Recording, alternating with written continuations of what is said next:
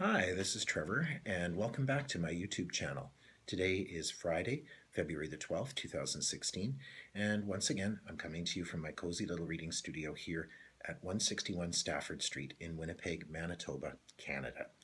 And for information about how to find me here at the studio for an in-person appointment or the online aspect of my work, I encourage you to visit my website, and I always include the link for that below these videos. That's at trevorsense.com.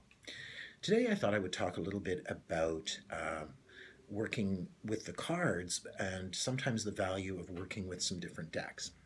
About 99% of the time, I work with what was commonly called the Rider-Waite Tarot deck. It's starting to be referred to more as the Waite-Smith deck because Rider was the original publishing company. Arthur Edward Waite was the man who commissioned the deck, but the artist who actually did the work was Pamela Coleman Smith, and she was never really given proper credit during her lifetime. And there are editions of the deck now that are referred to as the Waite-Smith deck. At any rate, this deck is probably the most popular tarot deck in existence. And it's partly because it is so well illustrated. It's not the most artistically pleasing. There are some beautiful decks that have lovely, lovely artwork. I like to work with an Aquarian tarot every now and then. It's based very closely on the Rider-Waite, and it has an Art Nouveau style. And it has an illustrated minor arcana. That's the part of the deck that's very much like playing cards. Incidentally, a lot of people think that playing cards evolved from the tarot. It was the other way around. Actually, tarot, or tarotchi, was, I think I pronounced it right, was a game, like a game of chance, played in the 1500s, and the Visconti Sforza is perhaps the oldest known tarot deck in existence. And you'll notice it has a non-illustrated minor arcana. These cards, for the Five of Pentacles, just have 5 pentacles. And then the major cards, they were known as the triumphs, the trump cards. They were illustrated. And you'll also notice, that in early playing cards, excuse me, there was oftentimes depictions of things. I can remember reading a book about some of the things in the museum at the Tower of London, and the playing cards they have on display there oftentimes had political scenes of the day going on in them. And the court cards would be depicting actual court figures. So, back at a time when most people couldn't read, it was a way of kind of tying news and information into that symbolism. And then it kind of evolved from there. A lot of people think that tarot came from the gypsies carrying it out of Egypt. But if you read your history about tarot, and one of my favorite authors for that is Robert Wang, who has created a number of decks and written a great deal about different decks, and he's very well researched. The gypsies weren't from Egypt. They were from Persia. So they didn't carry anything out of Egypt. And they may well have been the purveyors of carrying information and some of these different things.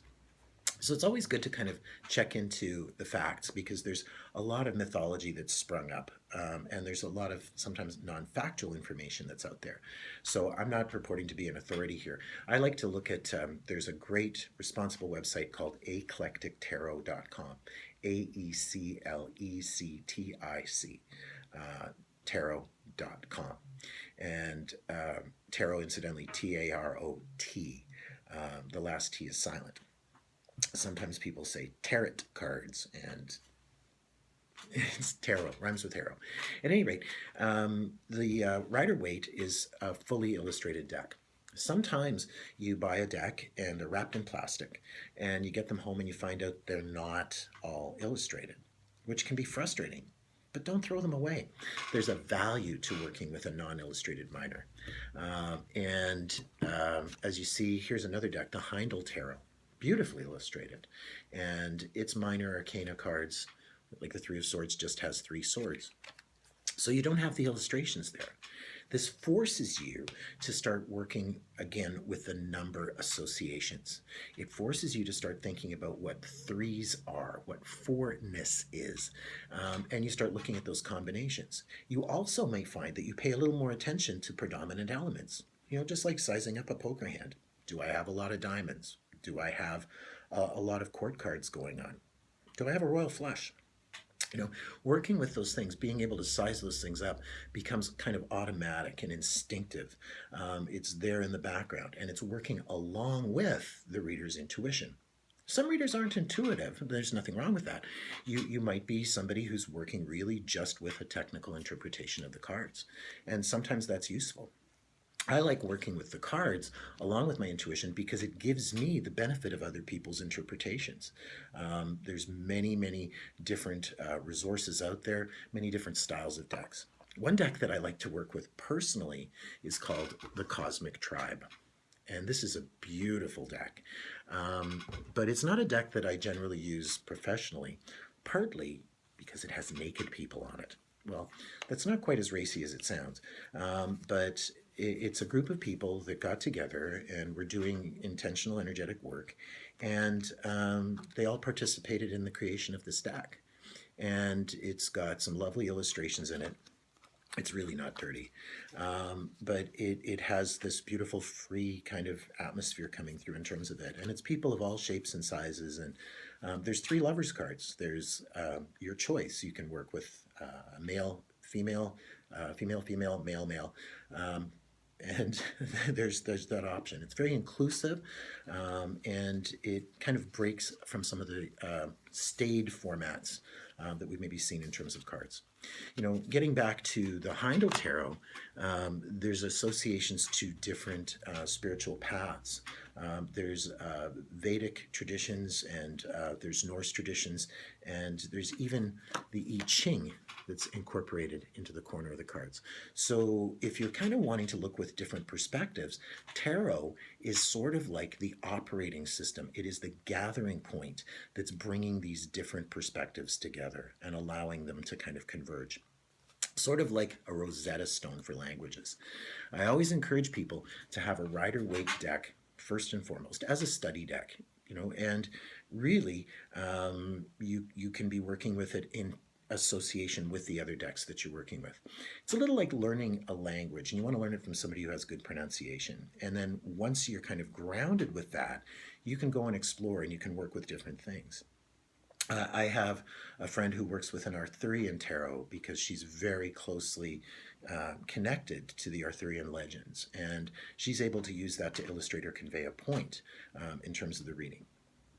So there's different artist interpretations, there's different styles. But again, getting back to working with the non-illustrated minor arcana, it's kind of forcing you out of, just letting the cards do the talking. And I think that that's important, because sometimes you'll find that one card in a layout is saying a great deal and the others are kind of a little more quiet. You can't let the horse do the driving. You have to have some sense of an intuitive connection that's sort of driving as you're working through that. That's just my thought. That's how I roll. Different people work with this in different ways. So I love the fact that we have this kind of common language, this kind of common structure that we're able to build our own associations around and learn from other people. Just some random thoughts. I hope everybody's having a great weekend. Happy Valentine's Day to everyone. So with love, take care and see you again soon. Bye for now.